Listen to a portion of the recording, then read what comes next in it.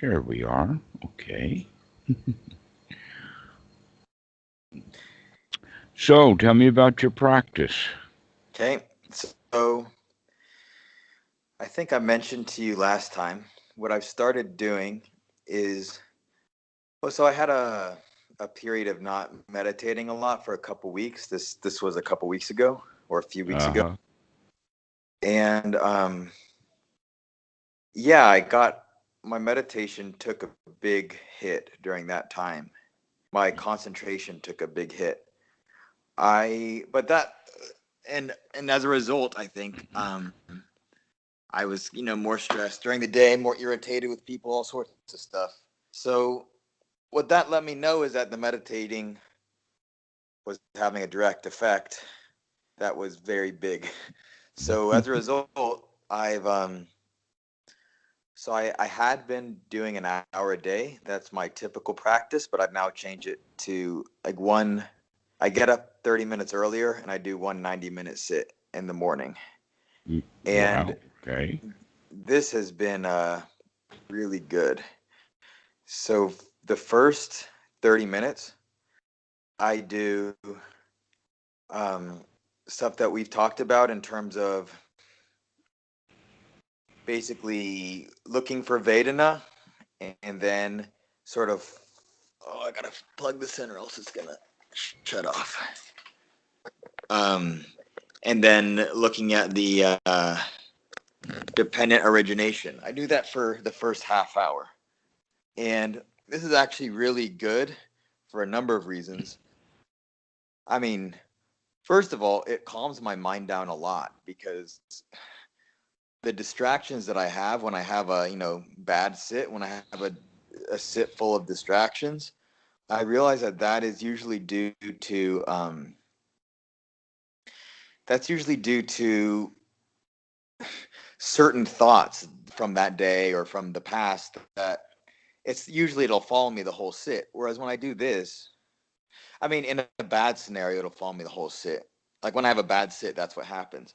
But when I do this, I I can recognize what are going to be the problems for that sit, the particular thoughts that are going to be recurrent for that particular sit, and I get used to following their appearance to the craving, so that I become much more familiar with them, so that they're usually not an issue for the rest of the sit. Also, so after that 30 minutes, then I switched to the mind illuminated stage 7 practices, which is basically just follow the breath more intensely and increase awareness in the background. So that's what I've been doing, and it's been awesome. So the adding the 30 minutes of the dependent origination has helped me a lot during the day with thoughts, because I guess it's just getting more practice at Mm-hmm. seeing them. Um, I've I've kind of made that part of my mindfulness. What I try to do, I'm not always successful, but just try to, even when I'm having a conversation. So like you said, I follow my eyes more. I Mm. um, I I also follow dependent origination in my head during conversations because I find it's a really good time to view all sorts of craving and stuff coming up, like the Mm-hmm. Mm-hmm. craving to represent myself a certain way, for example, or these kind of things, which has been really interesting to watch. so, so yeah, I've been doing that. I've noticed how pervasive kind of craving is, in the sense that sometimes when I'm oh, and then sometimes I'll just add in the dependent rising again at the end of my sit if I'm especially well concentrated, because then I Mm-hmm. figure I'm more likely to see stuff then. So I always do it at the beginning, and then if I'm having an especially good stability session, then I do that at the end. What I've Okay. noticed is, I don't know whether this is always or sometimes, but sometimes I even feel like a slight during breathing. I'll find like if I breathe out, I'll find a subtle kind of craving to breathe back in or something. So it feels feels like it's all over the place. The more when I'm more focused. So yeah, I'd say it's been going very well. Very good. Um, I would like to go back to one word that you used and expand upon that. And that word that you used was background. Okay. Do you remember how you were using it? Of using it in the sense of the breath was there, step 7, and that everything else is in the background. Yes. Okay. Um, One of the ways of understanding anapanasati is that the breath itself has several advantages. And one of the advantages is that, well, actually, there's just a long list of them. The first logical advantage is that it's an object of meditation that you don't have to manufacture and or carry around with you, that Mhm. it's there all the time. The second one is that it is there really all the time because while you're sitting, you're still breathing, whether you're watching it or not. So it's always available as an object. But I'd like to take the chain to make a change of reference or a change of focus from it being an object of meditation into it being an anchor of meditation. Yeah. So exactly what you're saying is exactly this stage 7 versus stage 8 practice. So I think I'm about where like where the book says to make that. Basically, with the books, the whole point of stage 7 is getting to the point where he calls it effortlessness, but it's basically that you naturally come back to the breath like a rubber band. So without exercising effort to stay on the breath, it just kind of naturally rests on the breath. And then Right. once that happens, it, yeah, basically, if a thought comes up, he says to, I've not read that chapter yet, but I think the idea is exactly that you come back. So you kind of have that as home base. And then by that point, you're so used to coming back like a rubber band that it just naturally rests that way. You do other stuff, and then it comes back. I think that's exactly what you're saying. Is that right? Yes. Now let's look at the way that a ship would operate with an anchor. Okay. One of the points about the anchor is it's supposed to keep the ship in a particular place. But really, that's not the reality of the situation. That's basically the way that a child would think of an anchor is just seeing the anchor sitting on the bottom of the ocean, and that the ship is somewhere close by above it, and that it's a still picture. All right, but in a dynamic picture, the anchor has other things, and in fact, in very very deep water the actual windlass anchor is not going to hit the bottom. So what they will have a different kind of anchor for very, very deep water is an object that expands to be kind of like a balloon or a parasail or something like that to merely keep the ship a little bit slowed down because the deep water is not running as fast as the surface water, and the surface water is responding to the wind. And so it's a way of slowing it down. But now I'd like for you to take the and look at it from the position of that the anchor does actually reach the bottom of the ocean, but that the real reality is that the ocean is turbulent. So that instead of sitting at one place with the anchor down at the bottom, the ship is going to be all over the place. It's going to be all over the place because of the wind. Mm-hmm. That in fact that they actually have been experimenting over a long period of time with anchors uh, in order to find a way for them to be able to actually dig in and stop the ship. So most anchors, like the ones you'll see in pictures of Anchors Away or Popeye, the really ancient ones, they have the with the rope, they'll have it come down and then it goes out and has kind of points that go out. That's not the important part of the anchor. The important part of the anchor is the part that comes back and forth like this so that it will force when it's on the bottom.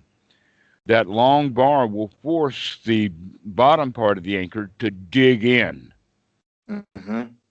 All right. With the more modern anchors, they use weights and other things like that to have a plate that falls down so that as it's being dragged along the bottom, that plate will dig right in. More modern anchors have a really deep plate that will dig in. Now, here's the reason why I'm harping on this. And the whole concept and idea comes from Bandler and Grinder of finding anchors for things. But the way that I want you to look at it is that the breath itself is only an anchor to keep, first off, it's an object of reference so that when we have mindfulness, we can come back to the breath. But once we get to the breath is no longer the actual object, it's merely the anchor. We continue to watch the breathing while we're going to actually be able to do a whole lot of other stuff. Okay. Right. Because a breath, as you'll remember in the sutras, it says, understanding the long breath as a long breath, as an in breath, and understanding it as an out breath. Well, that's very little. We can do that in a tenth of a second or maybe a half a second to where the breath itself is going to be 4, 5, 10 seconds, etc., like that. So there's a lot of time in there also. And so that time that's in there means that we need now, with the anchor of the breath, to start putting our awareness on other things. Mm-hmm. All right. So now that leads me up to the point of the word background. Mm-hmm. Because you're saying, well, I'm going to be watching the breath, and then a lot of the other stuff is happening in the background. That background is actually the more important parts. Now, there's several different kinds of backgrounds that we can have. One of the backgrounds is that there's just still hindrances rolling along. Whatever I was thinking about that was causing me all the problems in life are still just hanging on, but I am also watching the breath. And these thoughts are going on in the background. That's one kind of background. But a better kind of background would be, let us say, in the realm of be here now. What's happening right now while you're watching the breath is actually extraordinarily complicated. The cause and effect relationships are happening at literally hundreds of thousands or millions or uncountable times. Yeah, a lot is going on. And so what we're actually doing is using the breath in this regard to wake up all of the senses. We want to wake up the senses of the body so that the body is receiving data in a way that's now becoming conscious in a way that it never was before. Yeah. And so by watching the breath, we expand it so that we can feel the touch, we can feel the air, we can feel heat. One of the things that I have come to spend a lot of time noticing, not a lot of time in one frame of reference, but I'm talking about during the rainy season here, when rain is coming, three things will happen. One is the sky will darken. Number two, the temperature will lower. And number three, the barometric pressure will lower. But generally, it's the barometric pressure that's lowered first. Mm-hmm. In other words, there's a certain kind of pressure or feeling that you have that you can actually become aware of, so that you can say, "Oh, it's going to rain," and then the coolness comes, and that guarantees that now things. And then the next thing is that the sky gets dark. But the Mm-hmm. first thing that happens is the barometric pressure is lowered. And that barometric pressure is something that they would, let us say in the past few hundred years, a mercury barometer was possibly the most important item on a ship. So that when that barometric pressure went down, that meant the stormy weather is approaching. And so that they Mm-hmm. could get prepared for it. They may not even see it on the horizon, but if the pressure goes down, that means the winds are going to be coming, and all the turbulence with the wind is going to be coming very soon, simply because, why? The pressure went down. Well, what does it mean by the pressure going down? It literally means that the pressure going down, so the heat of the air that was on top is no longer there, that the pressure is not there, uh, which means that the change in the temperature between the in the atmosphere is now in a state of flux, so that the hotter air that was pressing down has left. It's gone someplace else. So in fact, we're talking about the upper atmosphere more than 1,000 feet up. That movement of the air, which cannot be felt on the ground, can eventually be felt in a change of the barometric pressure, but it's just simply a bodily sensation. And once you actually feel that, and we have these thunderstorms come up um, quite often, so it's been quite an amazing experience here on the island to actually feel a sudden major drop in barometric pressure. But also the temperatures change, and the body is completely capable of understanding that data, or let us say at least receiving the data if we pay attention to it. But most people are not, because we're lost in thought. So, what I'm actually pointing at is that watching the breath and being here now with the breath is a doorway to open up to everything that's happening right here now in this present moment.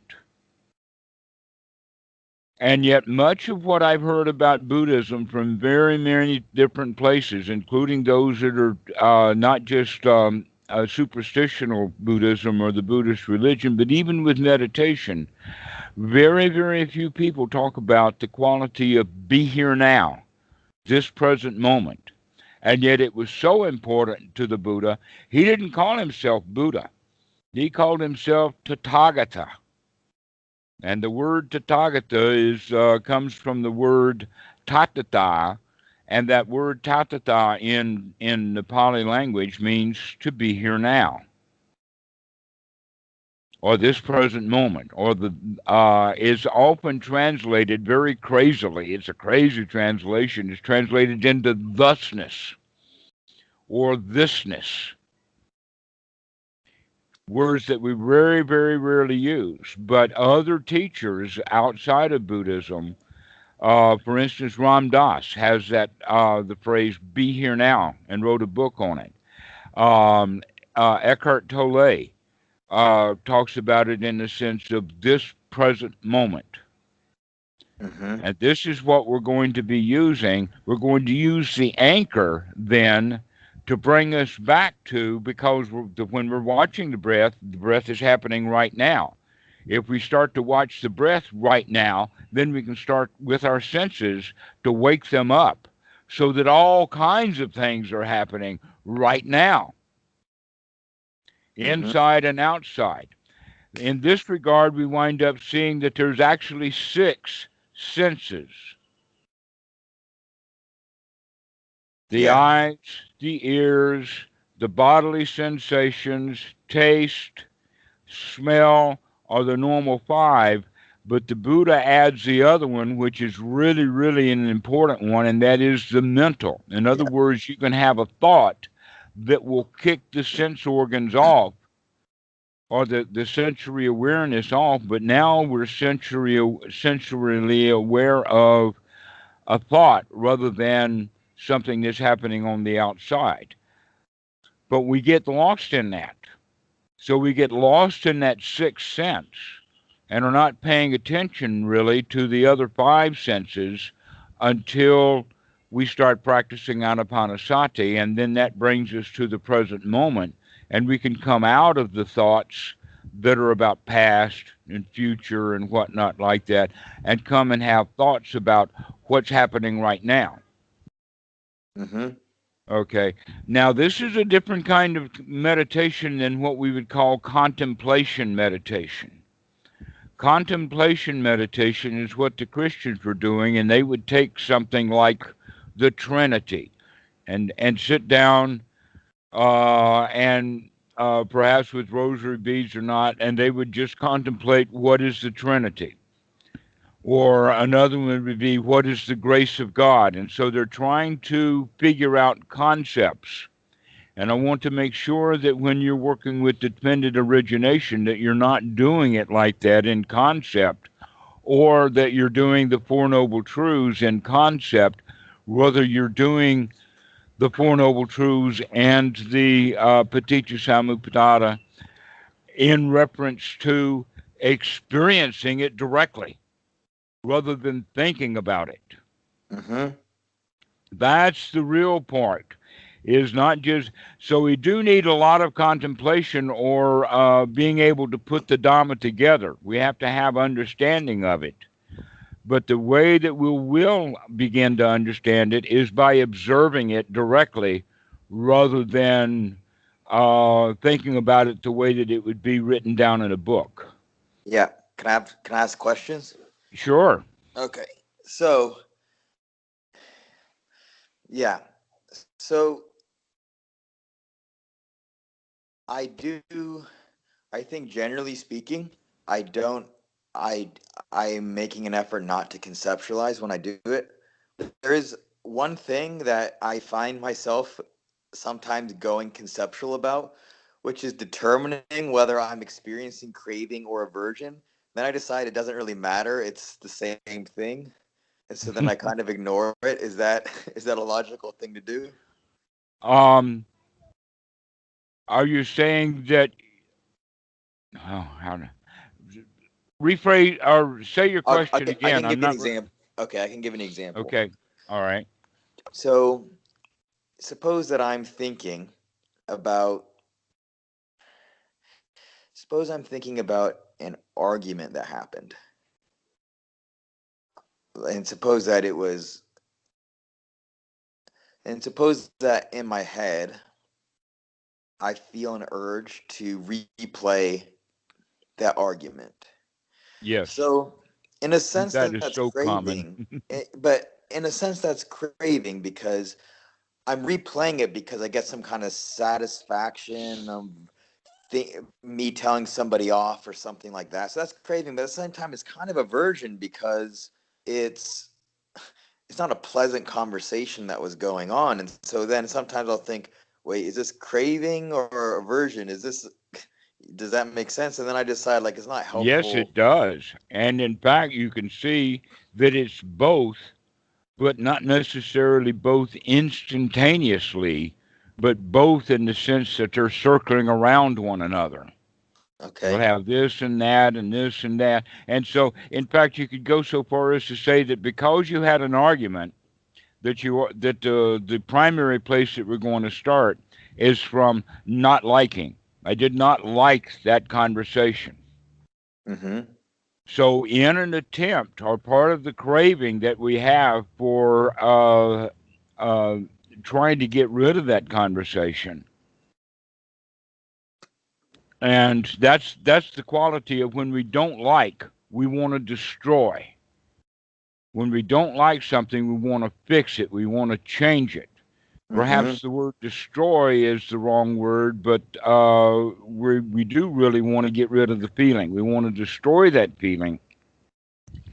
And so we will rehash the argument with the desire of setting that argument straight. Mm-hmm. And almost always, setting the argument straight means I say something, my opponent agrees, and I win. And then I feel good. Mm-hmm. That's normally how we want a conversation or an argument to go, especially when we're reflecting upon it later. All right. And so, in that regard, it's both. It's going to be the underlying unhappiness with the argument itself, and then the desire to get rid of it, or to modify it, or to change it so that you're satisfied with the outcome rather than dissatisfied with the outcome. In that regard, it's got both components in it. Okay. So that means that that impulse, so it, okay.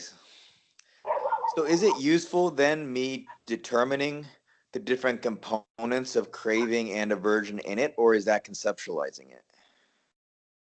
Uh, at the level where you are now, the right thing to do is to recognize it and throw it out.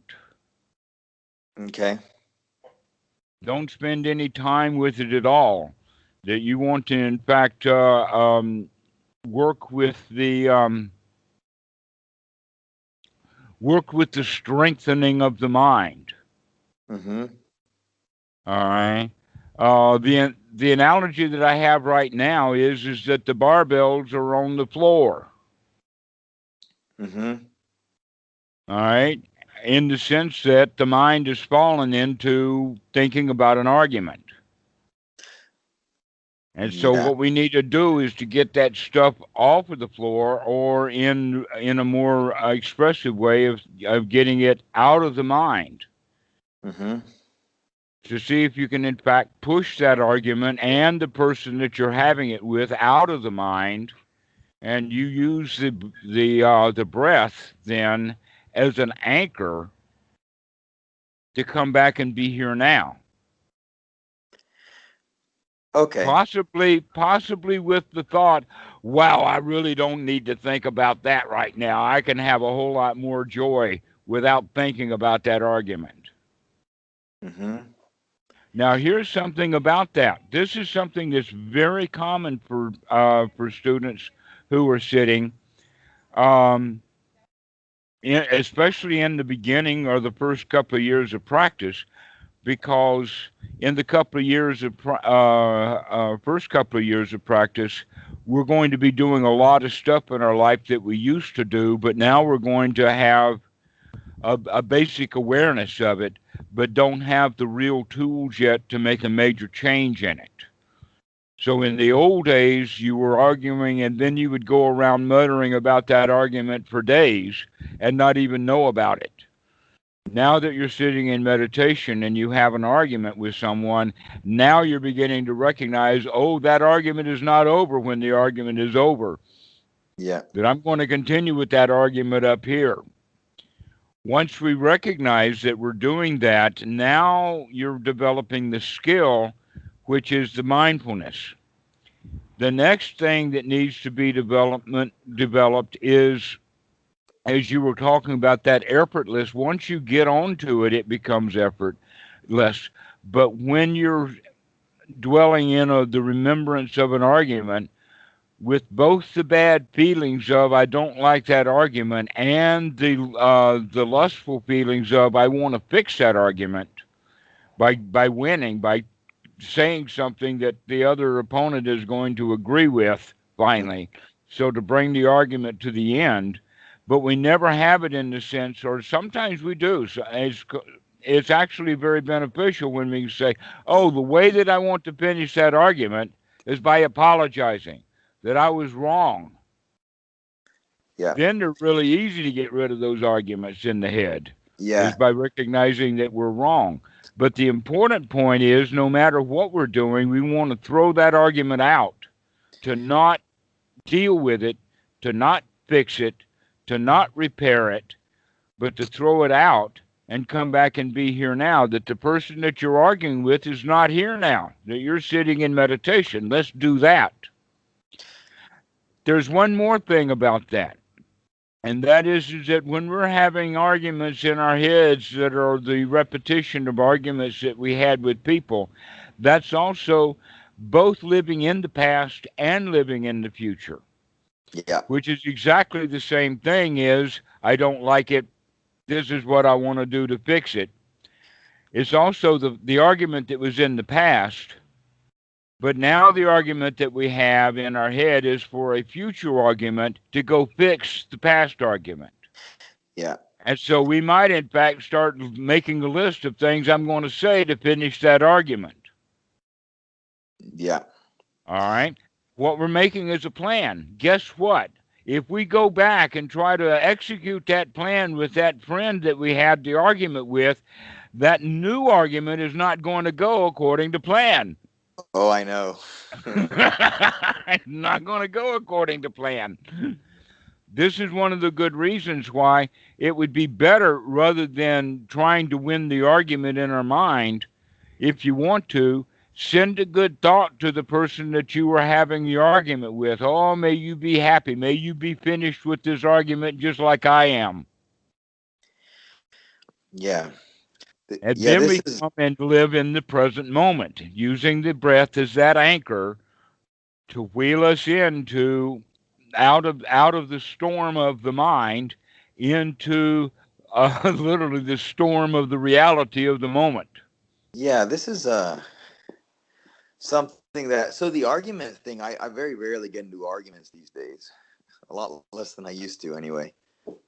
This is something that I've realized that one of my worst habits that I have is that after a conversation, even if it's regardless of whether it's an argument or not, I'll often, and I do this now that I'm so aware of it, I do it much less frequently. And I don't know if it's like a neurotic thing, because I think I've mentioned I've had like OCD issues and stuff, or if it's like a normal thing, but I'll repeat them in my head. And it's always, if I am aware of why I'm doing that, it's funny because it's usually like either I said something smart and I'm repeating that smart thing that I said, or it's very vain. It's really funny. But this is what I've targeted as my worst current habit, is this, because it definitely gets me riled up in a way that's not positive. And so this is actually, I have a little like reminder every day to be aware that day of this particular thing, because I think it's kind of my biggest bad habit at the moment. But like I said, I've gotten a lot better at it, but it's hilarious the kinds of things my mind chooses to repeat to itself, and it's always for very obvious reasons if I look at it objectively. Yes, that's so. These are the hindrances that most people they don't understand. We have a lot of different words for them. The word, I don't know why we've used the word hindrance, but that's not the only word that the Buddha has used for it, nirvana, but also obstructions. Mm-hmm. Okay, and that you used a different word for them, but they are actually obstacles to Mm-hmm. be here now, because Yeah. they're, True, it also and calls so them distractions, but I think it's, distractions, yeah. exactly, that's the word that you were using. All right, so knowing that these obstacles, these obstructions, these hindrances, these distractions are merely thoughts that have, let us say, the habit of using the same synapses over and over and over again that we have been constantly using. And now we're actually going to be developing new connections in the brain, new synaptic uh, communication paths. So it's going to take a little bit of effort, especially in the beginning. Now, the effort gets easier, and eventually it gets to the point that we can use the word energy rather than effort. Mm-hmm. We also have regular concepts, getting used to something. Like it's cold, and somebody says you'll get used to it. Mm-hmm. So we need, so that the it's for some people. Then they would say, "Oh, it's really hard to come out of the distractions of the mind and come back to the breath. so that we can then come to the here now?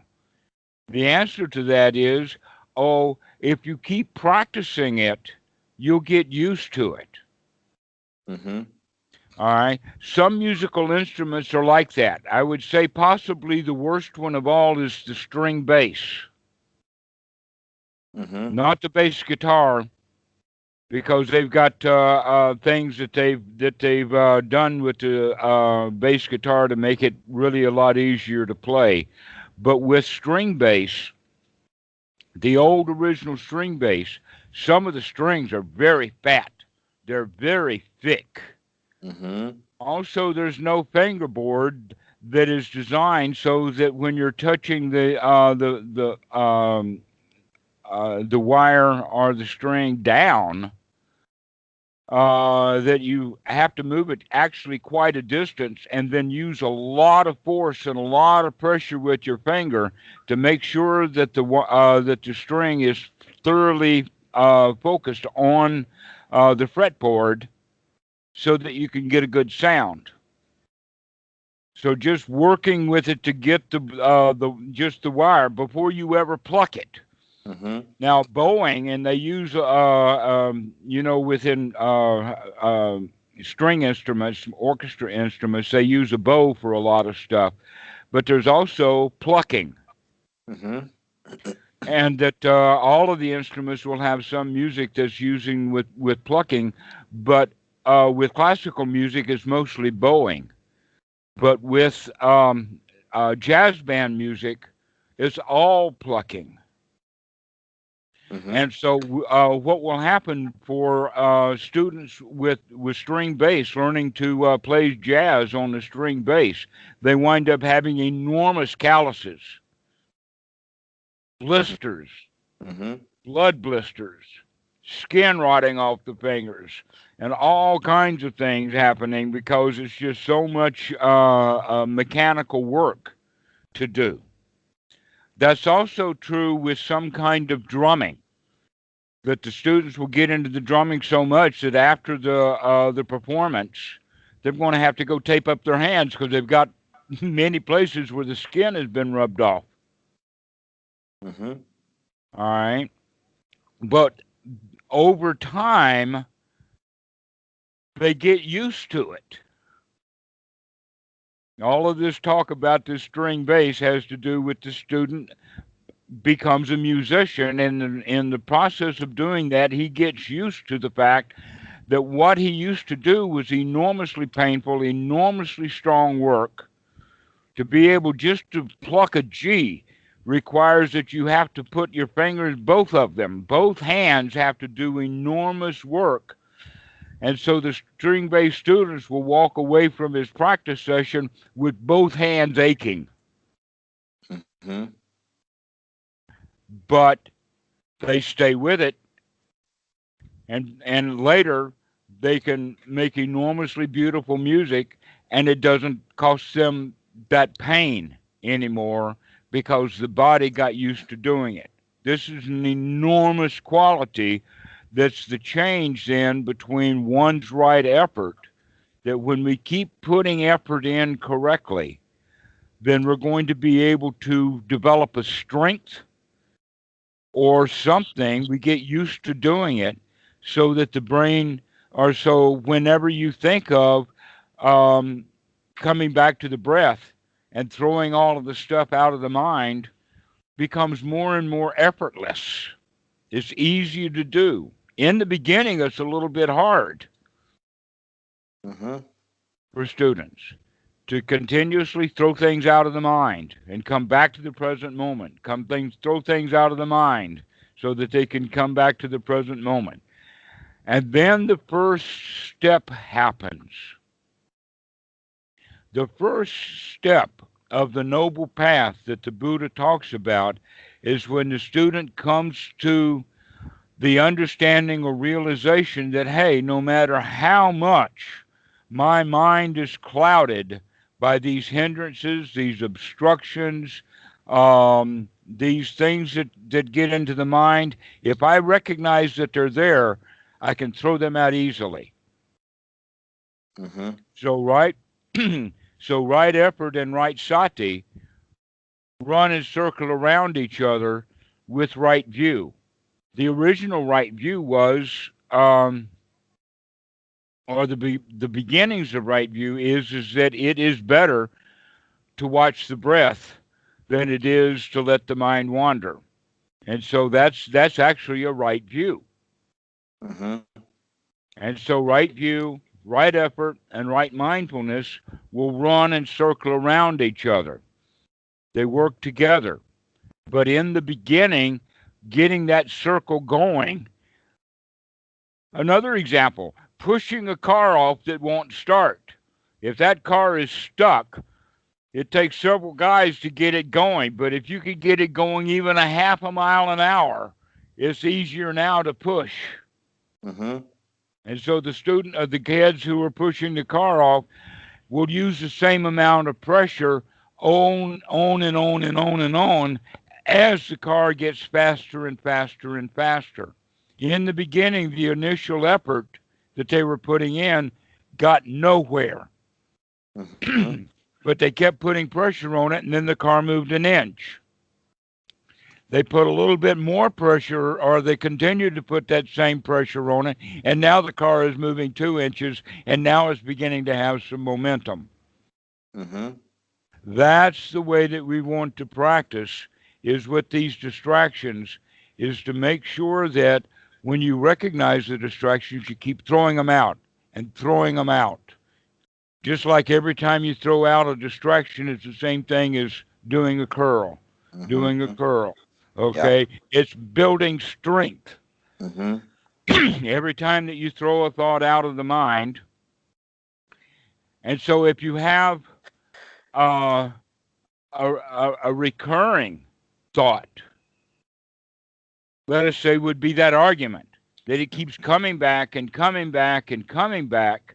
And most students feel frustrated because those thoughts keep coming back rather than seeing them as an opportunity to throw it out again. Yeah, I've come to that perspective that the challenges that I've had for recurring thoughts are just practice, basically. Yeah, just keep throwing it out, because every time you throw it out, you're actually developing the mind. You're actually developing sati. You're actually developing. If that recurring thought is just recurring all itself, and we don't even know that it's recurring, we're just lost in it, then there's no development at all. But once we can see that that thought is recurring, that's actually successful. Mm-hmm. To be able to see it, that's the first success. That's sati, to be able to see it, to be able to remember, oh, yeah, that's right. I'm watching my mind and I don't like what it's doing right now. And so we have to take the effort then to throw that stuff out. Mm-hmm. Once we keep developing that effort over and over and over again, it becomes like energy. The Buddha uses an analogy of like a tender infant, a very, very newborn babe, that if that babe touches with its hand or a foot a hot coal, the infant's hand will withdraw instantly before the and in fact the tender infant doesn't even know what hot or burn means. He doesn't Mm-hmm. even have full control of the hands. So that was not that the hand touched the hot coal and then the signal went up the arm to the brain and then the brain came back and says move the hand. Oh no, that hand withdrew because there's intelligence all throughout the arm of the baby. It withdrew it instantly. Maybe in fact, the first reaction is to withdraw the hand. The second reaction is total surprise. And Mm-hmm. then the third is the crying, the tears. And so you can see a tender infant do that they will withdraw the hand first, then they'll get a big surprise on their face, like, what the hell just happened? And then the next thing is the feeling will come, I don't like it. And so then they start to cry. That quality of the hand withdrawing itself is the quality that we're wanting to develop with the hindrances, so that as soon as you recognize the hindrance is there, you withdraw from it. You throw it out. Mm-hmm. And in the process of doing it, it happens with such force or such energy that it throws you right into the here now. But that's to be developed. That's one's right effort. Right noble effort becomes actually when it's developed to the point of being unremitting in the sense that it keeps coming back and coming back and coming back, then it's much more of an energy than it is an effort. It's Mm-hmm. almost like that it happens on its own or automatically as soon as you recognize that the mind has wandered away. Or many times we don't even have to have the recognition that the mind has wandered away. Basically, it comes to the point of when sati arises, it arises in the sense of, oh wow, this is so nice. So we take it from uh, the remembrance to come out of the hindrances, that the hindrances are not even there. That as soon as sati comes, mindfulness is there. The present moment comes instantly, or in the time that it takes for the infant to withdraw his hand. Okay, Mm-hmm. just there it goes.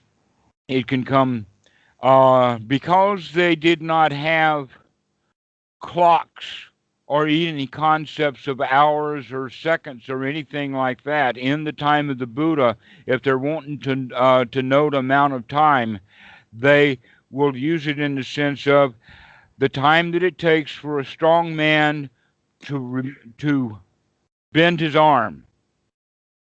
Okay, that amount of time, which would be a second or two, depends upon, in fact, it can be very fast. So it's a range of time, but that quality is the quality of how much time that it should take to move out of the hindrances into the here now, using the breath as an anchor to do that. And basically, what we're saying is that we're going to shift all of the mental energy out of that sixth sense, the mental sense, into the other primary senses. That we're going to wake up the eyes, going to wake up the ears, so that we're going to be here now. Um, One of the things that helped develop that for me many years ago was Achan Po. I remember he was so sneaky like that, that he would come to my kuti and just stand outside my kuti waiting for me to figure out that he was out there. Yeah. In the beginning, I don't know how long he was out there. He may have been out there 5, 10 minutes or so, or longer. But Mm-hmm. pretty soon, I was attuned to Achan Paul may be coming. Let me be very alert Yeah. so that I know that he's coming. Now I use that for my family. That when family come, I want to know it. When they're way out in the yard, as soon as they turn into the driveway, I want to know it. I want to know when people are here before the dogs know it, and it's their job to be that territorial instinct. And my job is to beat the dogs, to know when somebody's coming before the dogs know they're coming. Yeah. Now that's just it's a tool for being in the present moment, to be here now, to be Yeah. on guard. Yeah. What I've done is I've written a list of, it's like four things that, for instance, whenever I start talking to somebody, the basically what I'm doing now when I talk to people is the dependent origination, because Hmm. it's really fun. It's really interesting to, and I don't get lost in my own world when I do that. I'm actually much more engaged if I'm just kind of peripherally aware of this rising of craving and reaction to what they're saying and this kind of thing. It's actually really awesome. But I have a few of those, and then just at the beginning of the day, I just kind of read through, like, okay, whenever you talk to someone, have the intention to do this. Whenever you do this, have the intention to do this. And I just kind of remind myself. And then at the end of the day, I think of how well I did on that goal. It's actually helped me out a lot, just kind of getting into the right intentions to be mindful in these different kind of circumstances. And I imagine eventually it's going to become automatic. I hope that's the idea. Not necessarily automatic. That the word automatic has a bit of problem, but I'll give you the benefit of the doubt in the sense that the tender infant will withdraw their hand from the fire or from the hot coal in an automatic way. Mm-hmm. And so in that regard, yes, it can be seen as uh, it's a very complicated automatic, but it's still automatic.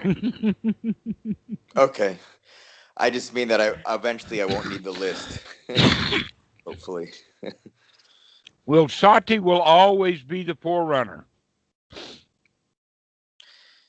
Yeah.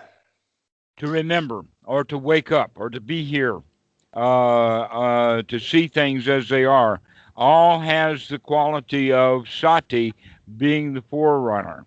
In the sense of, oh, I remember now that I'm not supposed to be lost in thought. Mm-hmm. But that sati comes much faster than that sentence that I said. Things Yeah. happen really fast. So this is the quality then of if there is something happening in the background while you're watching the breath, going back to that word background, recognize that it may not be useful to use the word background, that perhaps another word to use would be coexisting or happening in the same time reference.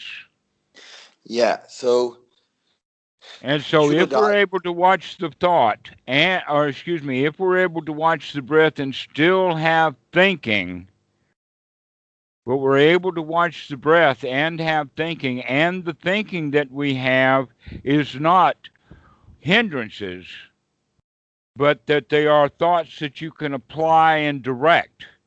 Yeah. That's an important point. That's the goal. That would be, in fact, the second knowledge.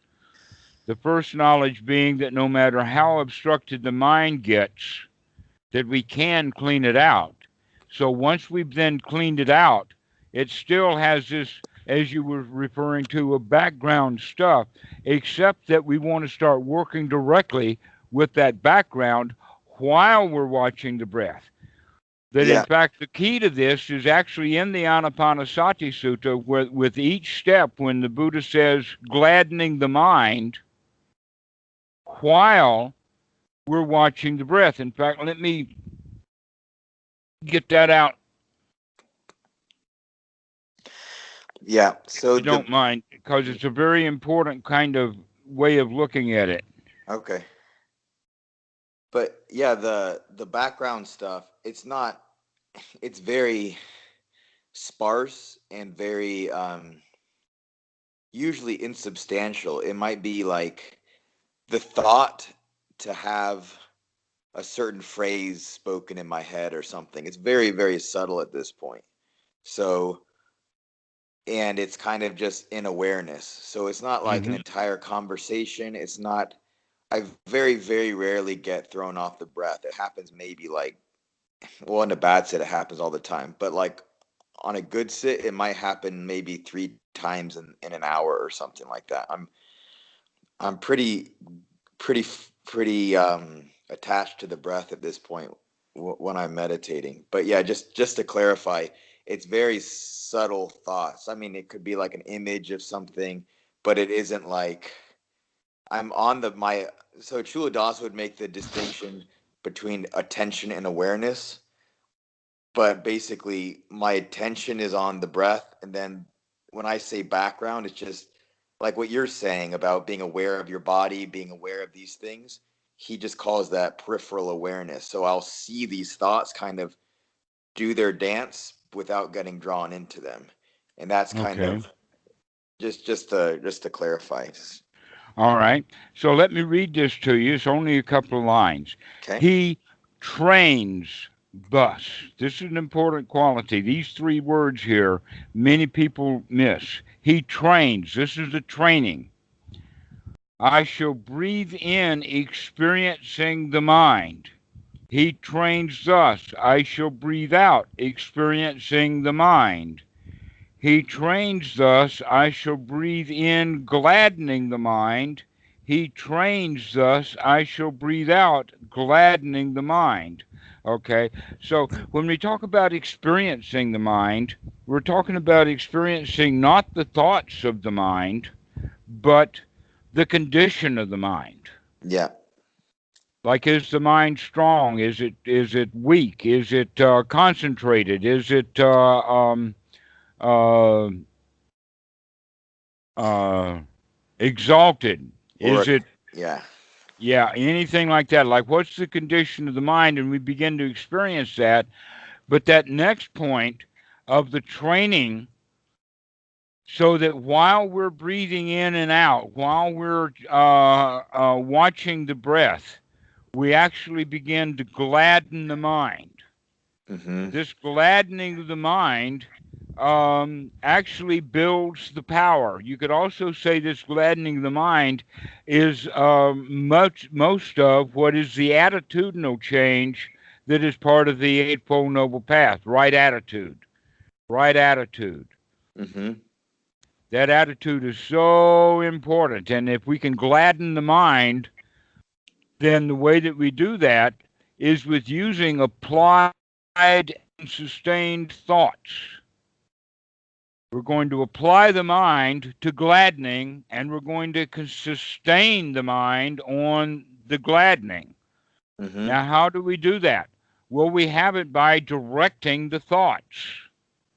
This is not a level of meditation where there's no thoughts. Oh, no, there are thoughts, but we now have the ability to control them. These are not hindrances kinds of thoughts. They're just letting things float away. But we're intentionally having thoughts, and we're training the mind to have these kind of thoughts. Mm-hmm. So this quality of gladdening the mind, another way of looking at it is through the power, the idiopada, the bases of power, and the powers themselves are like success, satisfaction, contentedness, safety, security, and also wealth, that you feel completely satisfied, that you're wealthy, contented. All right, these are the powers that are developed through this quality of gladdening the mind. So these are the kinds of thoughts that you want to develop, Mm-hmm. to sustain, to apply the mind to um, these things and keep the mind associated with it in order to gladden the mind and make the mind sharp. This is kind of a sharpening technique in the sense of applying and directing the mind. And when we apply and direct the mind in this way, we're also gaining the skill, or let us say honing the skills for working with it in the sense of suffering. That we do need to gladden the mind first. If we don't have the mind gladdened, then when we encounter suffering, it most likely will throw us back into hindrances, back into obstructions.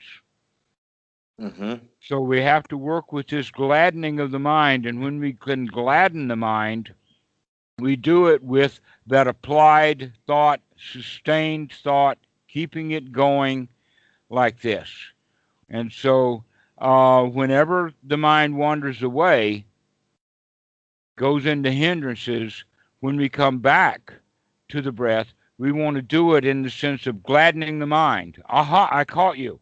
There Mm-hmm. you go. Now, even if these we're watching the breath and we have these background thoughts, we still want to have those background thoughts applied and sustained thought. Apply it to gladness. Oh, wow, this is really nice. I can watch the breath. I can keep watching it. Mm-hmm. Okay. So that's the way, and all of it has to do with the quality of being here now. Mm-hmm. With thoughts like this is really nice. This I like. Oh, what a nice paradise we live in. Oh, the wind is so beautiful. It Mm-hmm. feels really nice now. And that whenever you see something that's in process, like the temperature goes down, or the barometric pressure goes down. And then when we recognize that, we can say, got it. Aha, I can see that. I can Mm-hmm. feel it. I don't have to wait for it to rain for me to know that it's raining. That I Mm-hmm. can know it's raining 5 minutes before it rains. Because I can feel the sensations of the air. The air will change before rain starts. Mm-hmm. And so that's one of the ways. But also people coming and going. That when people come, you should be able to recognize that. Mm-hmm. And yet, the kind of profession that you have, and the same thing is true with mathematicians, musicians, um, others, computer scientists, I think, are the worst. Because we'll get so concentrated and so focused on doing the code that the house can be burning down and we don't care. Mm-hmm. And so, in that regard, having the mind in that kind of state where it's really focused and really concentrated on a task is not the kind of concentration that the Buddha is talking about. Mm-hmm. That the kind of concentration that we're talking about here, this samadhi, is an open, be here now samadhi, not focused and concentrated on a particular task, whether that's doing a mathematical formula or going and repeating over and over and over again a particular passage of music or doing an algorithmic piece of code or whatever like that. This forces the mind to get in a very, very tight, concentrated place that then we don't want to move the mind out of. Mm-hmm. Well, it's the same way that we can just get lost in thought. That ordinary people do that. They don't have to be writing code. They can just get the mind stuck in a thought process and they don't want to get out of it. Mm-hmm. An example of that is someone can be sitting at home morose on their couch. They just had an argument with their wife or whatever like that, and their best friend comes. And instead of greeting the best friend with the kind of joy that you would want to meet your best friend, we still stay stuck and morose. Mm-hmm. We're not capable of being here now when the friend comes because we're still stuck in the argument or the fight that we had with our wife. So, in that regard, life and meditation are the same thing. The Mm-hmm. question is, can we come out of the things that we're thinking about, come to the present moment, and have thoughts that are worthy of being thought? Mm-hmm. Mm.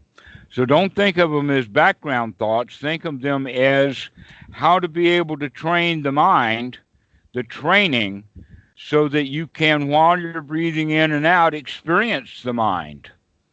While you're training in and the breath in and training the breath out, can you gladden the mind? Can you Mm-hmm. apply and sustain the mind towards gladness, towards joy?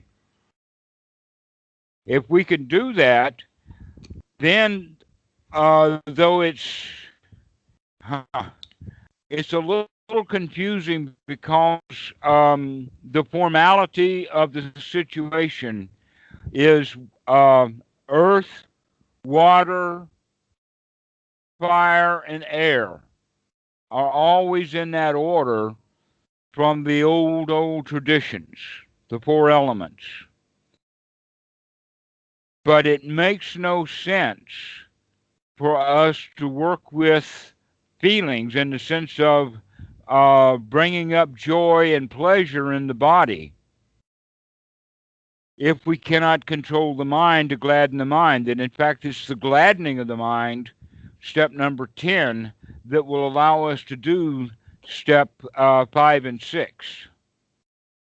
Okay. Because it's easier to work with the mind than it is to work directly with feelings. That's a thing that comes a little later.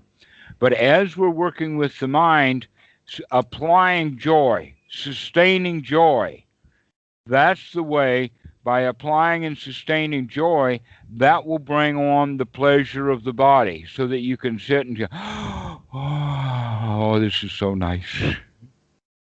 And now you're bringing both the feelings and the mind into a unified state of pleasure in the present moment.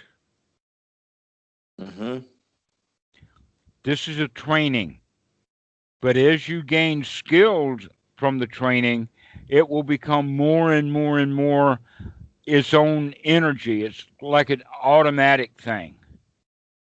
That all you have to do is have that instant of sati, and all of the stuff that we've been talking about, the gladdening of the mind, the awareness of the mind, or experiencing the mind, and pleasure, all come together as a package because we've got that skill already developed, bringing us into the present moment.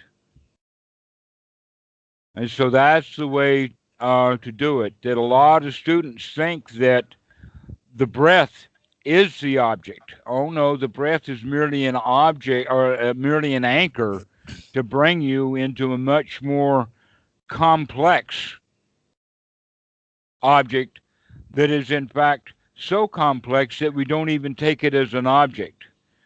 In a later practice, that's what we mean by, for instance, seeing is merely seeing,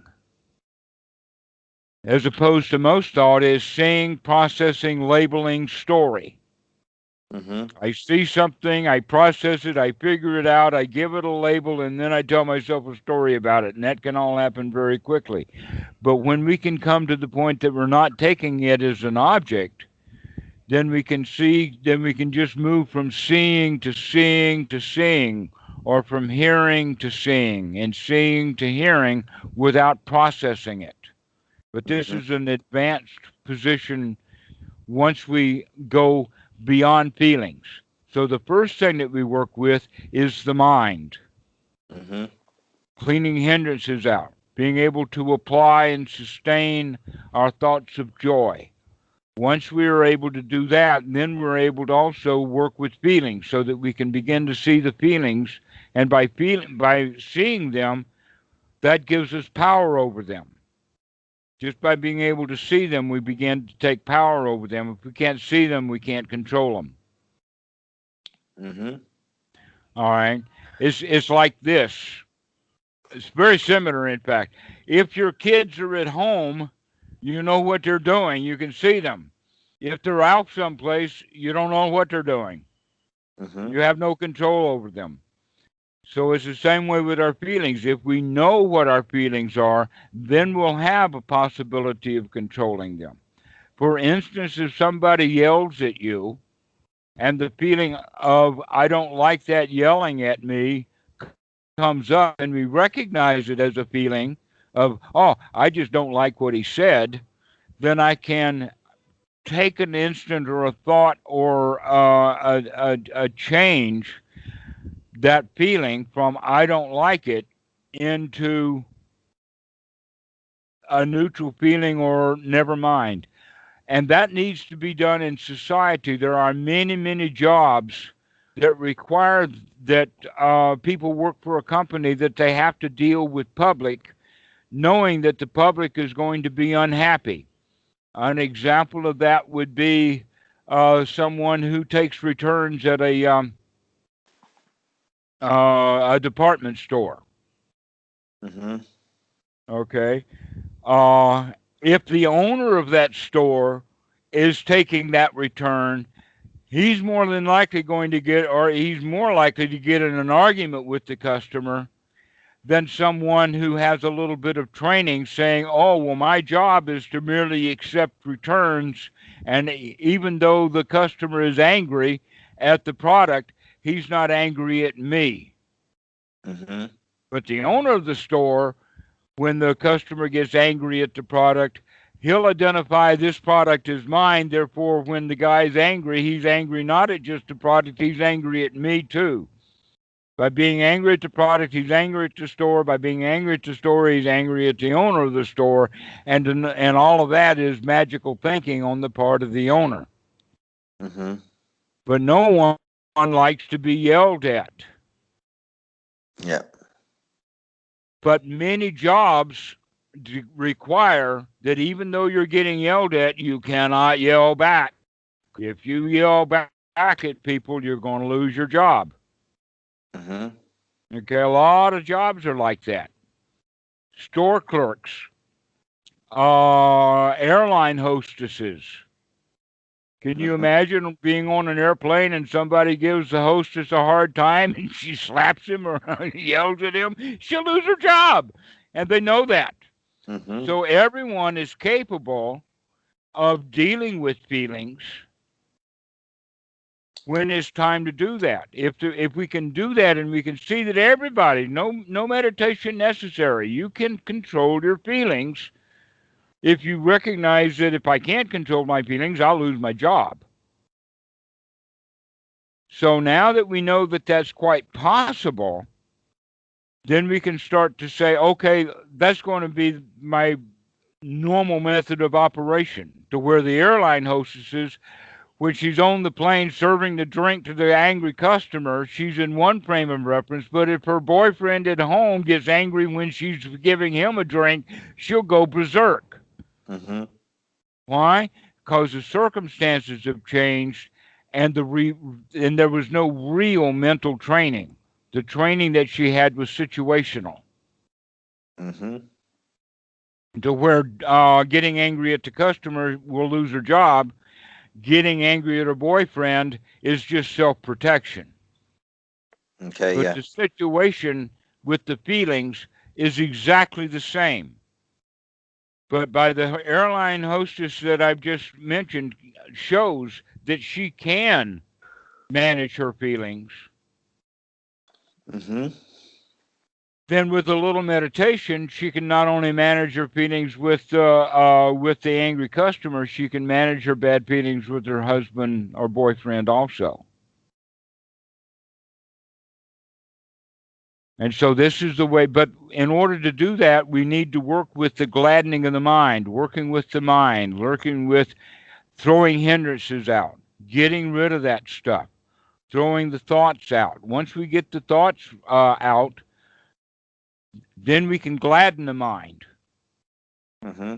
That you can think of the thoughts that you want to think, and yet most people don't. They think the thoughts that they're in the habit of thinking rather than thinking the thoughts that they want to think. Mm-hmm. So this is a training in learning to think the thoughts that we want to have. In that regard, applying and sustaining the thoughts means I can apply it to the things that I want to apply it to: joy, gladness, happiness, and I can keep the mind sustained on that for a certain period of time of joy, gladness, gladdening the mind, etc. This is the way that we want to train. To train to gladden the mind, to train to be here now in a joyful way, Mm-hmm. so that every time you think of it, you can say, oh, yeah, right. Many, many years ago, there was a product advertised on television that was a vegetable cocktail, mostly tomato juice. It was called V8. I I love don't V8. know I don't know whether V8 juice is on the on the market on anymore or not. But one of the commercials they had It is. was when people would say, "I could have had a V8." Have you ever seen that commercial? Okay, like somebody's drinking a beer or whatever like that, and then they see a V8 can and say, "I could have had a V8 instead of this beer." Mm-hmm. Okay, that's actually a wake up. I remember that because I made a joke out of it. And here's the joke. Let me see if I can express it really quickly. There was a time when there was a manufacturer of computer hardware named Amdahl that was in direct competition with IBM's mainframes.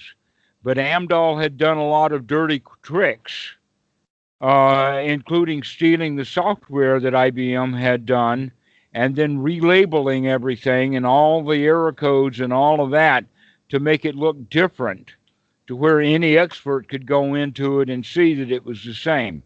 So the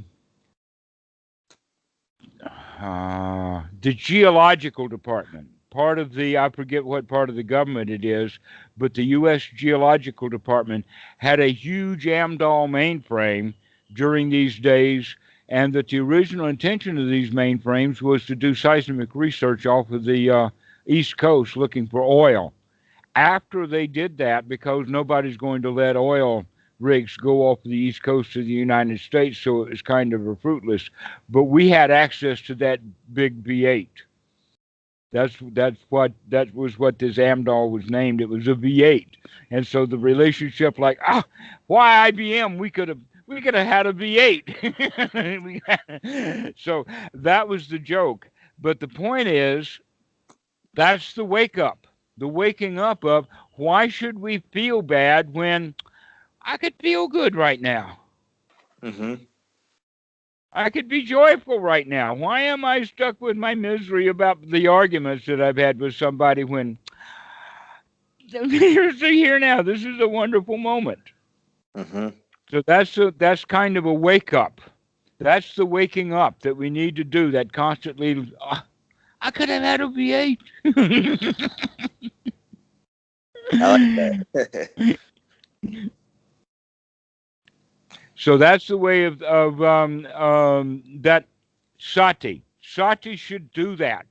Sati should actually, eventually, not in the beginning. In the beginning, it's like a mother walking into the bedroom of her sleeping teenage boy who's been up most of the night and trying to wake him, get him up. You got to go to school. You got to go to school. Get up. Get out of here. It's almost like that much trouble to get the mind out of hindrances. But once we get used to it, then all the mom has to do, the sati mom, is to just knock on the door one time and the kid's up. Okay. Right. That's the way that we're looking at it, is that effort, by doing it over and over and over again, becomes an energy. By Mm-hmm. unremitting, keep coming back and coming back and coming back, that coming back will become easier and easier and easier as a training. Yeah. So that you can experience the mind. You can gladden the mind. You can set the mind free from the suffering that it had in that present moment. Now, this is not the whole journey. This is only step 2 out of 7 just for Sotapan. But it's an important point. This ability to apply the mind to that which we want to apply it and sustain it to that with very simple things like joy, like, oh, isn't this a nice moment? Mm-hmm. That we don't want to get the mind stuck into a situation like programming code or um, getting stuck too tightly into an occupation or whatever like that with the mind, but rather it's an open, very, very open, so that anything that happens, we're there for it. Mm-hmm. One of the situations with one of the students, his name is Willie, is talking about his dad. That his dad is an old Chinese man who requires his son to be um, very respectful. But Willie's a programmer. And so he's sitting there home doing his code, and Dad comes in, and Dad says, Willie. And Willie says, just a moment. And that frustrates his dad because Willie's not able to put the program down and pay attention properly to his dad. That's exactly the kind of stuff that we're talking about here, that Willie was causing suffering because he was stuck too deeply into what was going on with his programming rather than paying attention to his to what was happening in the moment. Mm-hmm. People can do that. They can get lost in thought walking across the street and get hit by a car. Yeah. the same thing exactly. If you're going to be walking out on the street, you need to be walking out on the street. You need to be here now for that street. You're in a dangerous place. You need to watch where you're going. Mm-hmm. Well, guess what? That's exactly true when you're sitting in meditation. It's a dangerous place. You need to watch where you're going. In this case, you need to watch what the mind is doing so that you can keep it applied and sustained on that which is worthy of having a mind, rather than having it go through the old habit patterns, the old ways that the mind had gotten, let's say, without complete understanding, it got trained wrongly. Mm-hmm. Or another way of saying is that mostly what we're talking about is ancient programming that's come up through our DNA that's making us human. In order to do that, humans had to survive some very, very dangerous times. Therefore, ancient times, 100,000 years ago, 200,000 years ago, things were dangerous. And so we developed a self preservation instinct based upon the fact that we were in constant danger. But Mm-hmm. modern society is not constantly dangerous. Modern society is not dangerous. We've worked as humans for centuries trying to find a way of having a society that's not constantly dangerous. And yet our old programming has not caught up to that. So the old programming is seeing things as constantly danger, but the constant danger is now internalized rather than out in the real world. Mm-hmm. So an example of that would be when the bully comes by, the young kid is afraid of the bully, when in fact the bully's not going to hurt him at all. If he stands up to the bully, he's less likely to get hurt than, in fact, if he's going to get hurt, it's because the bullies are making fun of him because he doesn't stand up for himself. But if he's able to laugh at the bullies, and another way of dealing with bullies is by dividing them up. That almost always the bully has a friend or someone who's going to say yeah to everything the bully says. Don't focus on the bully. Focus on the guys that are around the bully, and with them make fun of the bully. Like, you really like this big turd, don't you? Why do you follow him around? Why don't you find someone that has a half an ounce of intelligence? So you begin to cause conflict within the bully group, leaving you out of it. So there's many things, but people don't do that because of that old programming, that old mechanism deep inside that makes us think that things are dangerous when in fact they're not. Mm-hmm. They're not dangerous at all. But we wrongly think of danger. So here's the guy walking down the street, being angry and thinking about how bad the bully is. And that's the guy that gets run over because he's not watching where he's going, because he's still lost in the thought of being confronted by the bully. So these are the ways that we actually create danger for ourselves when in fact there was no danger to begin with. If the kid had been out on the street watching where he was going, he wouldn't have been in danger of getting hit. But if he was in the school with the bully, watching what was really going on, he would have seen there was no danger there either. So in the reality is that there was no danger in either place, and yet the kid wound up getting hurt twice because of his own mental conditions. He was afraid of the bully, and then he was musing about the bully when he's out on the street, not watching where he's going. This is very typical of the way that humans operate. So, in your condition as being a meditator, you're wanting to start watching these hindrances, the things that keep you out of the present moment all the time. Mm-hmm. to start recognizing, oh, that's a hindrance. Never mind, let me come out of that hindrance and train the mind in gladness. I have a question. Yes. Is it, and I gotta plug this in or else it's gonna die. Is it the case that any hindrance attached with it is some form of craving?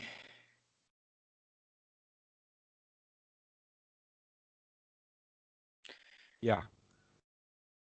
I would say that generally that's the case. And it's the case simply because of the label. If we label that thought as a hindrance or as a distraction, then naturally it's going to have that quality to it. Not all thoughts are distracting thoughts. Mm-hmm. Some thoughts are applied and sustained thoughts. So let's just think about an activity. If you are applying your mind to that activity and sustaining the thought into that activity, then that's different from being distracted from that activity. Mm-hmm. All right. In the regard to what I was talking about with Willie and his dad, that distraction to be here now with his dad was an appropriate distraction to distract him from the code that he was doing. And so, in that regard, um, paying attention to his dad could be a hindrance to doing the code, Mm-hmm. or a distraction from doing the code, or an obstacle for doing the code. So, in that regard, we have to look at what what is the greater good, what is the right or better thing. So, in that regard, being distracted from the coding to pay attention to dad was the right thing to do. And now he's going to pay attention to dad and give dad what dad needs. That's the appropriate way to do it, even though we could call it that dad distracted him from the work that he was doing. All Yeah. right. So um, here we have to figure out, well, what's the highest good? In this regard, the highest good is to be here now, to Mm-hmm. be joyful in the moment. And so anything that we can do that distracts us from that would then be a hindrance for that. And so we want to look at that in the sense of making a choice, because almost everyone has, almost all of the students, let us say, are living in the West, they have jobs. Mm-hmm. And that very few students, in fact, I don't think I've ever heard a student say, "Hey, I like what you're saying so much, so well. I'm going to quit my job." That no, I don't hear that happening much. Mm-hmm. So there, the point that I'm making is that there's a time and a place that are appropriate for everything, but coming even while you're working at work, you can become focused and do something that needs to be done. But if the boss comes in, then you need to stop what you were doing and pay attention to the boss. Mm-hmm. That the boss is an appropriate distraction. And so the other way of saying it is that I'm distracted from the boss because I want to do this work. Mm-hmm. And so now we can get torn back and forth between the two of them. I was working, the boss comes in, now I'm paying attention to the boss, but not really, because I'm still paying attention to the work. Mm-hmm. And so these are things that we can do. So really what we need to do is to have the ability. The real issue is not what's in the mind. The real issue is, can I change what's in the mind? Mm-hmm. Can I throw out what's happening right now to deal with the new situation? Especially if that new situation is sati. I just remembered that I'm supposed to be meditating right now. Let me throw out whatever I'm doing in the mind and come back to the practice of developing gladness, developing joy. Mm-hmm. So this is what we're talking about is right effort is the ability to change what's in the mind rather than saying that one thing is better than the other. In the real higher good is that ability, right effort, and right mindfulness and right view is to be able to change what's in the mind to match the appropriate circumstances. Mm-hmm. Mm. So you can think about it like that, that don't see these thoughts that you have or the things that are happening while you're watching the breath as background, but rather that while you're watching the breath, you're going to train now that background. You get the point? You're going to train. Yeah. You're going to train. While I'm watching the breath, I'm going to train the mind for gladness. Mm-hmm. While I'm watching the breath, I'm going to train the mind for experiencing the mind. Mm-hmm. To watch the mind, watching how it works, and the sense of paticca samuppada, watch these mechanisms of how the mind is operating, how the mind is working. When we get fairly sophisticated at that, then that's when we start paying more attention to the feelings themselves. Mm-hmm. We need to kind of a skill because feelings, when they arise, generally are too powerful. Mm-hmm. And so we work with things one at a time so that if you can gladden the mind and keep gladdening the mind and keep developing the sati to remember to gladden the mind over and over and over again, then when bad feelings come up, we can say, "What's this?" Mm-hmm. We can see it. We can see it. And so developing the mind in gladness, developing or training the mind to experience the mind while breathing in and out is the correct method in the sense of this applied, sustained thought that we can apply the mind to what we want to and keep it sustained there. But when it's time to move on, then we can stop applying it there and I'll go and apply it to something else and sustain it there. That's the quality that we're looking for, is to be able to keep in mind what we want to keep in mind and then throw that out and put something else in the mind and keep that in mind and then throw that out and get something new in the mind. Like Mm-hmm. that. So that's the real training, is the ability to um, to throw out hindrances or to throw out whatever is a hindrance now.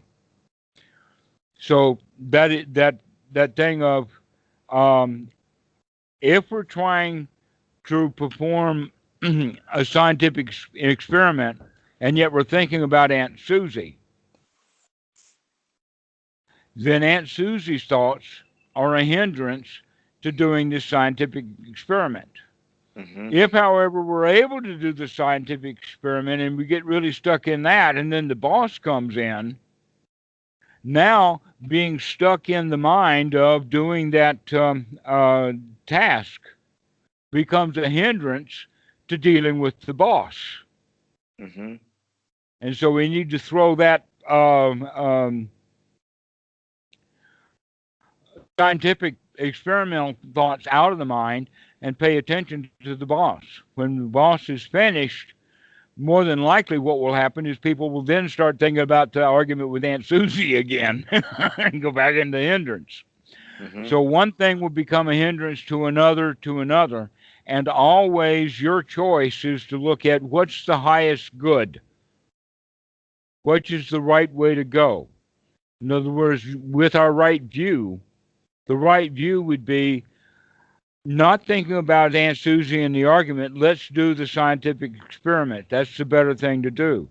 And then later when the boss comes in, now right view is, oh, paying attention to the boss is the right thing to do. Let's drop the hindrances of the scientific experiment, or in Willie's case, the code, and pay attention to Dad. Mm-hmm. So this is the way that we want to start looking at it, is to figure out through right view what we should be doing, and then check the mind to see what's the mind doing, and if it's in par, then we're good to go. But if it's not the same thing, then let's throw out what's in the mind and put what's in the mind that's worthwhile having, so that we can apply the mind to sustain the mind. Again, these are the first two knowledges of the Buddha on the path. The first one is to be able to clean the mind out, and then the second one is to be able to have it so clean that we can apply and sustain these thoughts. So we need to keep the breath there as that anchor, so that while I'm watching the breath, I'm gladdening the mind. While I'm taking a deep breath, I'm actually watching what's the condition of the mind. Eventually, then, while I'm watching the breath, I can see feelings arise, feelings of liking and not liking. Mm-hmm. But that takes that sort of knowledge of how the mind is working in order to deal with feelings. Feelings are for most people, far too powerful to start dealing with immediately. We need to deal with the mind. If we can't gladden the mind, then what difference does it make if we know our feelings or not? Mm-hmm. If we're feeling bad, but we don't have the ability to gladden the mind, then we're just still stuck in those bad feelings, whether we know that we're stuck in them or not. So when you're saying feelings here, you don't mean Vedana, right? Vedana is feeling, yes. That's Okay. the actual word. But we have to understand that the word Vedana and the word feeling has two different, or actually three different definitions. One definition of the word feeling is the ability to feel sensation, Yeah. feeling an itch on the body. Another kind of feeling is this deep feeling that we're talking about, that is, we'll look at the source of it a little later, but the source of it is actually conceit, or the self-preservation instinct. And so things that the self-preservation instinct that will add to or promote uh, is the good feeling, and that which is bad feeling is that which places the self-preservation instinct into danger. Okay, Mm-hmm. so it's actually pleasure seeking and danger avoidance mechanism that we're talking about here as feeling. Now, there's a third kind of feeling that we use the word feeling for mostly, and that is emotion. But emotions are already at the level of clinging, of craving. Mm-hmm. Okay, so if we've gotten emotional about something, we've already started clinging to it.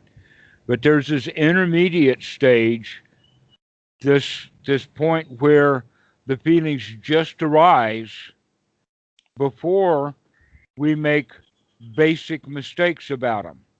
All right, so the basic mistake that we have when we have a feeling of liking is, uh, I want it. I Mm-hmm. like it, therefore I want it. Another basic mistake, in fact, the big, huge mistake we make is, I like it, therefore it must be good. Mm-hmm. Mm. That in fact, arsenic has kind of a sweet taste to it. Mm-hmm. Yeah, and so people like it. In fact, a lot of medicines in the old days had arsenic in it. They stopped putting arsenic in the medicines because they recognized it wasn't beneficial. It No. might taste good, but it has no value. The same thing, by the way, with mercury. In the old days, they thought that mercury was beneficial. That Mm-hmm. a lot of the elixirs for life, when people are trying to find the some sort of thing to for longevity, especially there was an ancient Chinese emperor who died from mercury poisoning. Oh, yeah. Yeah, right. Because he was looking for the elixir of life. So mercury is not good for us, and we can see that. These bad feelings are also not good for us, but if we don't have the ability to gladden the mind, then it's not going to do us much good to know these feelings. But the feeling of not liking will come up, and the not liking, then the mistake will be first mistake that we make. When I say mistake, I'm talking about ignorance. The first ignorant way of dealing with a bad feeling is I don't like it. Therefore, I want to get rid of this feeling. I don't like feeling this way. The second mistake that we make, the bigger mistake, is I don't like it, therefore it must be bad. A clear example of that is homophobia. I don't like homosexuality, therefore homosexuality must be bad. And look how much human suffering is created because of that mistake. I don't like it, therefore it must be bad, causes wars. If emperors could just say to the other emperor, oh, I don't like you, and you don't like me, and that's okay, then everything would be good. But if they say, I don't like you, therefore I'm going to raise my army and we're going to come to destroy you. That's okay. So that's what it means then, is the bad feelings that we have. And by the way, that's the same thing with an argument. That I don't like your position, therefore I'm going to destroy your position. And if I can, I'm going to destroy you along the way. Yeah. To where it's basically just not liking. But if that feeling of not liking, if somebody just throws an insult, I'm not thinking of any particular insults right now. Let's use the insult of beards are bad. You've got a beard. You must be Muslim. Okay? Now, I noticed that you smiled, but you can see where if I say beards are bad and you associate with beards and you don't like that. Because you don't like that, now you're wanting to defend wearing beards. And so that's the source of the argument, where in fact, if you could, and you did it this time, that when I said beards are bad, you smiled. Yeah. Why? Because you were capable of controlling your mind, and also you know that I'd set it up. Yeah. So that's the thing that we need to understand about feelings is that if we cannot control the mind, then even if we can see the feelings, we can't control them. But if we can control the mind, if we can change the mind, and the first thing that we learn to do to control the mind is by throwing hindrances out. Yeah. The next thing that we learn is by gladdening the mind, by turning it on. Aha, I caught you is the very first one that I give students. That's the gladdening of the mind. Aha, I can see those hindrances. Because why? The normal way that the mind will work is by seeing the hindrances. Oh no, these hindrances, oh, they're so difficult. Oh, monkey mind, you know. And now they're not practicing correctly. That in fact they've changed the hindrance from the hindrance of whatever they were thinking about into the hindrance of, oh, I don't like monkey mind. Yeah. But if we can have it from the position of, oh, hindrances come, I see you. Out you go. Get out, get out, get out, get out. I'm going to have a joyful, pleasurable moment instead. That's the gladdening of the mind, and by being able to gladden the mind, that will give us the ability then to manage feelings as they arise. So that initial part about gladdening the mind is an important point that I'm not sure that Chuladasa makes a lot of own. So I want to make sure that just because he doesn't spend a lot of time talking about it, or he waits too long. In fact, I think that he doesn't even bring joy into step number 10. Yeah, he mentions it at some point. He says, He says, like stage 7 or 8 or something. He says, if you're not incorporating joy into your meditation, you should be or something, but it's not. So he mentions it, but it is pretty. It's at one of the later stages that he says that it's important to bring it into your meditation. I don't really know. Yeah. So it's just basically the intention to bring in. Yeah, I'll play around with the next sit, and I'll let you know. I, I've not ever actually had a meditation and intended to do that throughout the meditation. So I'll try and I'll see if it works, if I can do Oh, it. good, good. You've heard me talk about it many times before, but now you're hearing it in a different way. Yes, okay. Actually practice this over and over and over again. Every time you recognize the mind has wandered away, you can say, "Ah, I got you. That's successful." Well, And yeah. go ahead. Go ahead. Yeah, yeah, no, so I do that. I do that during the day, and I mean, you're absolutely right. The attitude that you approach it with is very, very important, and I've noticed that also. Um, During sits, I never get frustrated when my mind doesn't do what I want it to. I don't know why. I've just gotten so used to just kind of not not getting angry at myself about it. So I'm I literally just don't usually care. The only time I don't care is when I'm having a really bad sit, and then that's frustrating. But even then, I don't even think anymore it's a big deal to me. But but yeah, I've not had a kind of sustained effort to kind of have joy during the sit. I don't know exactly what that feels like. So like I said, I'll try it and I'll see if it Excellent. makes sense. Yeah. Excellent. Now, one of the things I don't know about what modern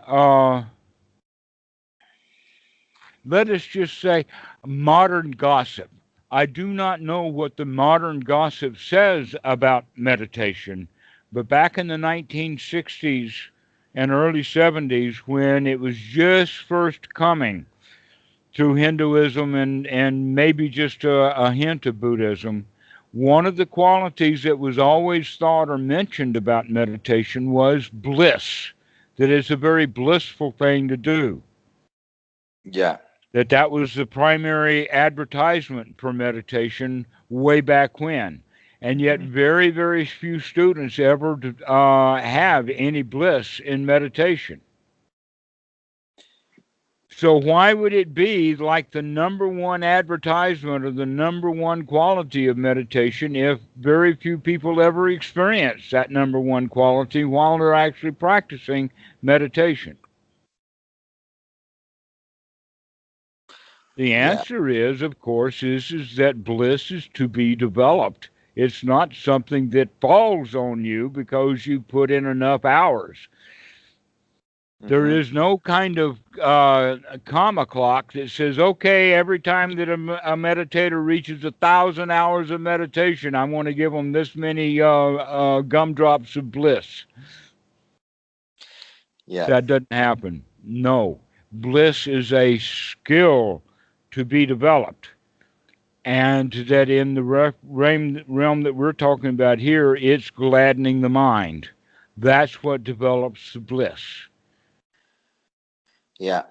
I definitely know that I enjoy my meditation a lot more than I did when I started. I think it's a lot less frustrating for me, and maybe that's why.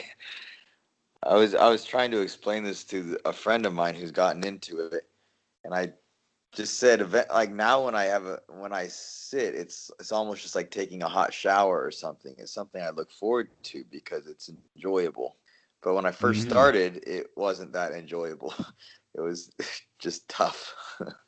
Right. And that's the reason for that is because when the beginner is beginning, he doesn't either have the skills or the clear vision of about exactly what needs to be done.